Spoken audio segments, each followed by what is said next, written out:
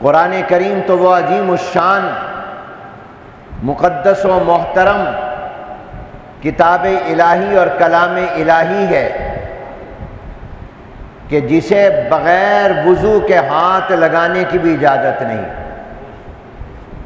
اہل علم فرماتے ہیں کہ خانہ کعبہ اور بیت اللہ بہت عزت والا ہے، حرمت اور عظمت والا ہے۔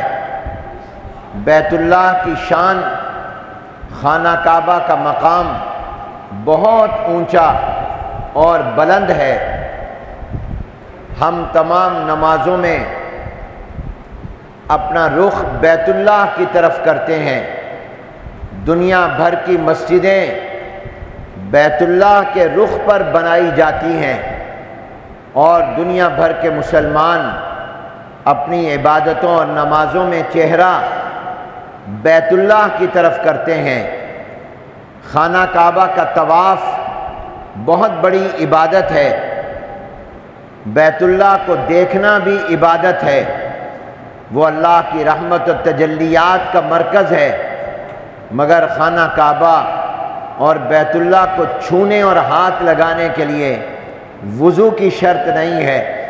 بغیر وضو کے بھی بیت اللہ کو ہاتھ لگایا جا سکتا ہے، بغیر وضو کے بھی بیت اللہ کو چوما جا سکتا ہے، بغیر وضو کے بھی خانہ کعبہ کو چھوا جا سکتا ہے، مگر قرآن کریم کو بغیر وضو کے چومنا اور ہاتھ لگانا بھی جائز نہیں ہے۔ معلوم ہوا کہ قرآن کتاب اللہ کی عظمت بیت اللہ سے بھی زیادہ ہے۔ بیت اللہ کو بغیر وضو کے ہاتھ لگا سکتے ہیں مگر قرآن کو نہیں لگا سکتے۔ لا یمسہ الا المطہرون، اس سے معلوم ہوا کہ قرآن کی عزت بیت اللہ کی عزت سے بھی زیادہ ہے۔ قرآن کریم کی عظمت و حرمت اور اس کا مقام اور مرتبہ اور اس کی شان بیت اللہ سے بھی زیادہ ہے، خانہ کعبہ سے بھی زیادہ ہے۔ اس لیے مسلمان قرآن کریم کی توہین برداشت نہیں کر سکتا۔ جو واقعات جڑاں میں غیر مسلموں کے، مسیحیوں کے مکانات یا عبادت خانے کو آگ لگانے کے ہوئے، اس کی آڑ میں قرآن کریم کی توہین کرنے والے مجرموں کو چھوڑا نہیں جا سکتا۔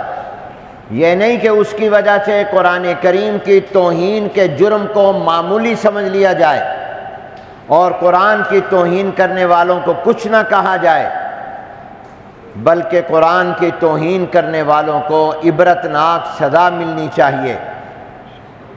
اس معاملے میں ذرہ برابر رعایت نہیں ہونی چاہیے۔